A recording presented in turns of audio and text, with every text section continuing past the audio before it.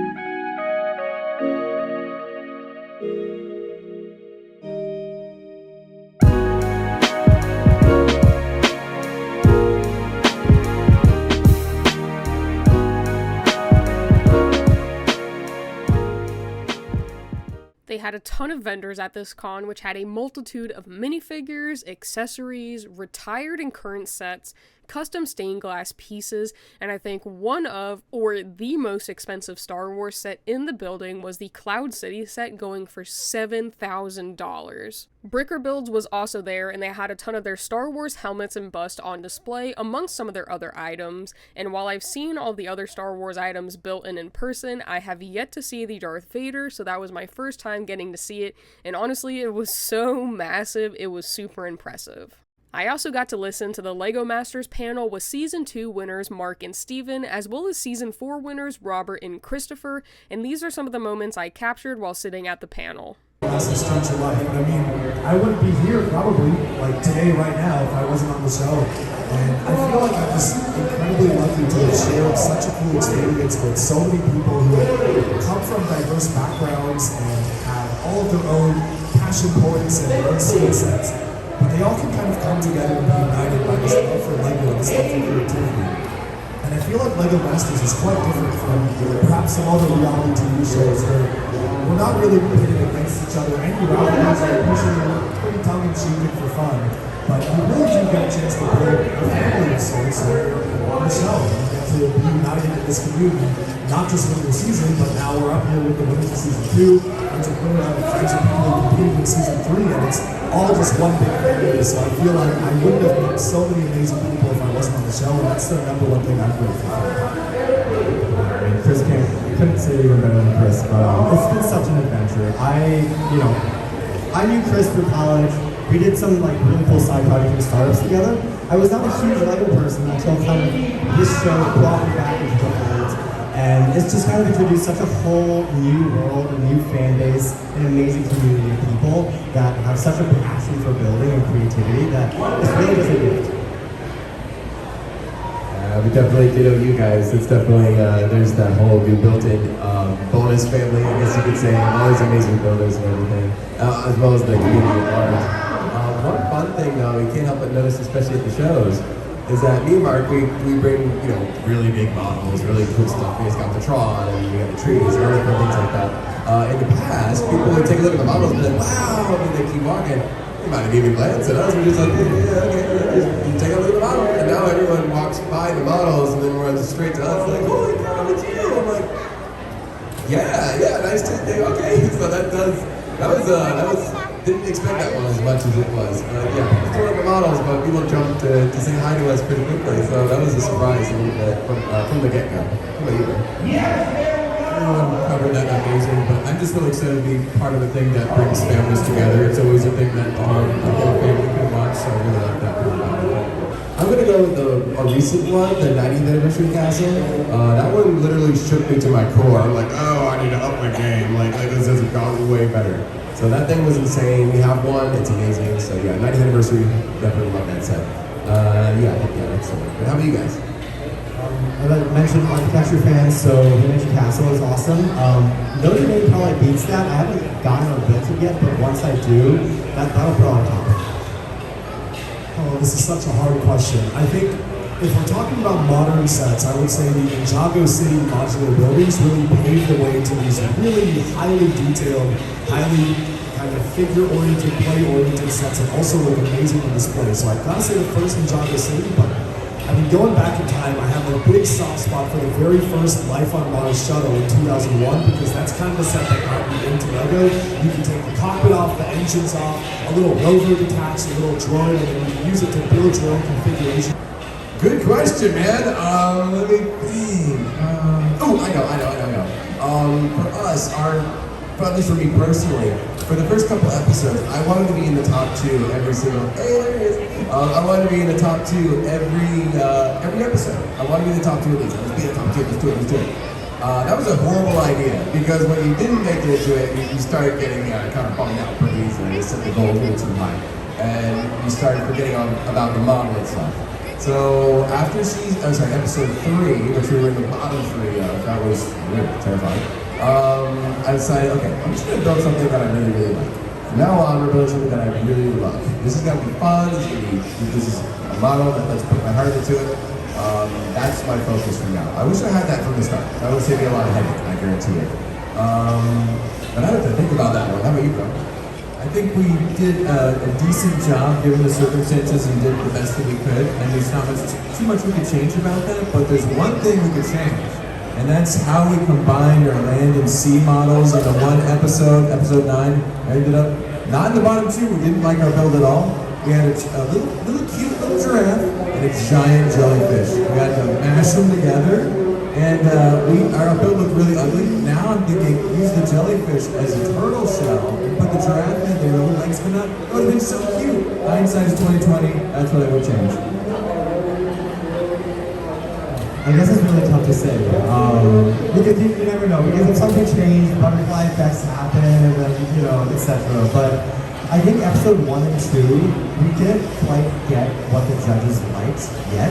And so we focused a lot on, I think, a lot of technical detail, a lot of little things, but what we kind of missed was getting the color right and getting the story right. And so if you look back at our first 2 builds, we had a very messy party pontoon boat for episode 1. And in episode 2, we had like this disastrous cat build with like a million different themes. And I think that both of them lack focus, which the judges definitely caught on.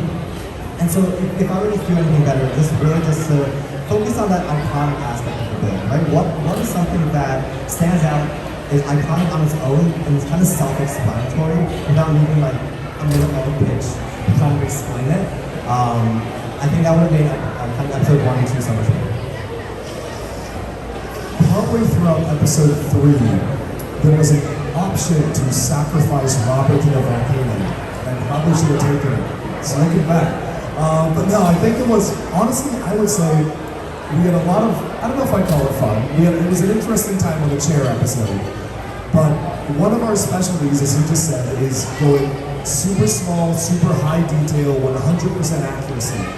And we had a golden opportunity where the judges would not fault us for going smaller but more detailed on the object recreation challenge. But for some reason, we decided to go to one of the biggest and hardest objects in the room. And to this day, I still wonder, could the winning streak have started if we just picked a smaller object? But alas, the world shall never know. Fourth thing, we have to go in, present something that you've done, and it's just over a much shorter period of time, of course, but I just felt like we had so much fun doing that in college, so now that we were out of college, why not continue the fun? So that's really what motivated me to do it, but I don't know about you. Yeah, I mean, Chris and I think we work really well together, especially when we have that startup. We're kind of yin and yang, so we kind of counterbalance each other in a lot of ways, and we kind of know how each other work, and I think that helps a lot in the pressure cooker environment.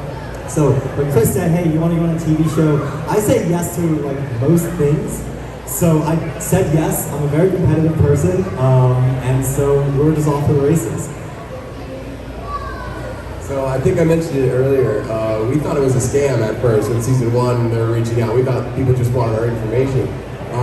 But I think what did it, at least for me personally, was seeing my own buddies on season 1. Like I saw Aaron and you pretty well. I actually have some of his dragon models that he built way back in the day, gave away his prizes for his little contests he did. It was so much fun. And Tyler and Amy, his wife, the winners. I've known Tyler since I first started Lego. He's kind of like my childhood hero growing up. Like, he was the guy I wanted to build with, one of them at least.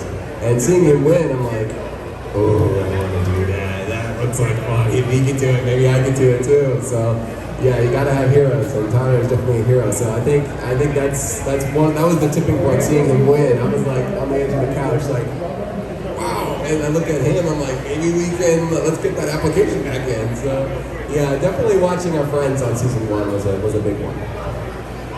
And just seeing how enjoyable the show was too, because it's like watching the first season is very iconic, some great moments, great builds, and like that seems like it'd be a lot of fun too. So something I'd be interested in doing if at all possible. It worked out just fine. I got to meet, talk to, and get pictures with Steven and Mark Erickson, who are the LEGO Masters Season 2 winners, Christopher Lee, who is the LEGO Masters Season 4 winner, Maticus Bricks, Cool Guy Dom from LEGO Masters Season 3, and Jean's version. I had a great time at brickfanexpo Orlando. If you guys enjoyed this video, make sure to drop a like, as well as subscribe to my channel if you haven't already, or even click to watch one of my other videos, and may the force be with you.